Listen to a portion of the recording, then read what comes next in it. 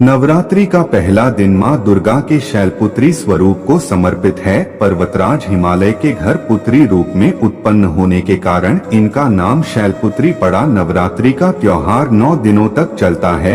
इन 9 दिनों में मां दुर्गा के अलग अलग स्वरूपों की उपासना की जाती है। नवरात्रि का पहला दिन मां दुर्गा के शैलपुत्री स्वरूप को समर्पित है। पर्वतराज हिमालय के घर पुत्री रूप में उत्पन्न होने के कारण इनका नाम शैलपुत्री पड़ा। नवरात्र पूजन में पहले दिन इनकी उपासना का विधान है। जानिए शैलपुत्री की पूजा विधि, कथा। आटी शैलपुत्री की पूजा विधि। मां का ये स्वरूप बेहद ही शुभ माना जाता है।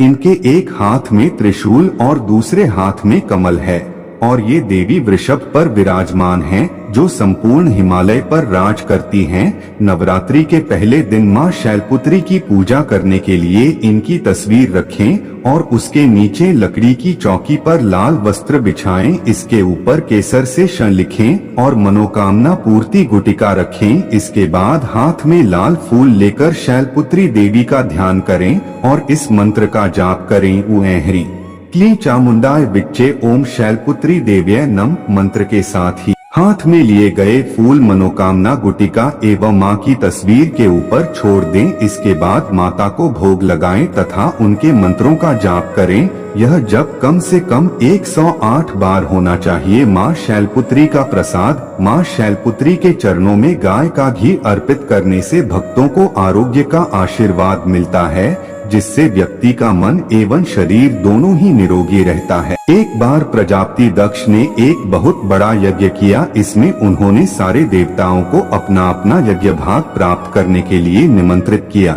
लेकिन शंकर जी को उन्होंने इस यज्ञ में निमंत्रित नहीं किया। सती ने जब सुना कि उनके पिता एक अत्यंत विशाल यज्ञ का अनुष्ठान कर रहे हैं, तब वहां जाने के लिए उनका मन विकल हो उठा। अपनी यह इच्छा उन्होंने शंकर जी को बताई। सारी बातों पर विचार करने के बाद उन्होंने कहा, प्रजापति दक्ष किसी कारण से हमसे नाराज हैं। अपने यज्ञ में उन्होंने सारे देवताओं को निमंत्रित किया है, उनके यज्ञ भाग भी उन्हें समर्पित किए हैं, लेकिन हमें जानबूझकर नहीं बुलाया है, कोई सूचना तक नहीं भेजी है। ऐसी स्थिति में तुम्हारा वहां जाना सही नहीं होगा। शंकर जी के यह कहने से भी सती नहीं मानी। उनका प्रबल आग्रह देखकर भगवान शंकर जी ने उन्हें वहां जाने की अनुमति दे दी। सती ने पिता के घर पहुंचकर देखा कि कोई भी उनसे आदर और प्रेम के साथ बातचीत नहीं कर रहा है।